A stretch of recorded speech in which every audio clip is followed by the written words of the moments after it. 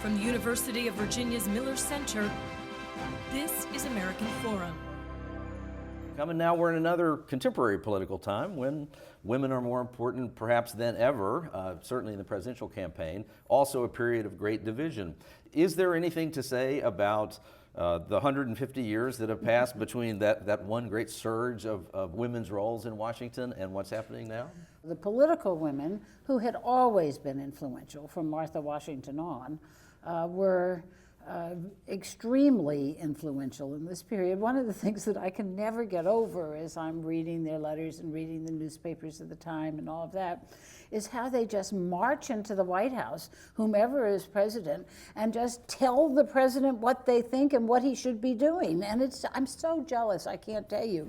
I mean, it is fabulous how they do that. But this was an extraordinary period, certainly, and it involved women flowing into the city in a way that had not been true before. Women started to show up in Washington when their husbands or the men in their lives went off to war because they needed to make a living.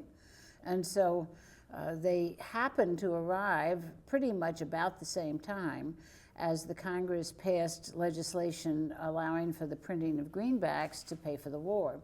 And so they flowed into the Treasury, where the Treasurer of the United States, General Skinner, was eager to hire them, because then as now, the currency comes off the presses in these great big sheets of bills, and then of course now machines cut them up into individual bills. Then it required somebody sitting with a pair of scissors and cutting them out bill by bill by bill. And Skinner said women are just better with scissors than men are. And he did, and he also allowed us how, of course, he could pay them less. But nothing's changed under that situation, I'm sorry to say. But Cokie Roberts, the book is Capital Dames, The Civil War and the Women of Washington. From the University of Virginia's Miller Center, this is American Forum.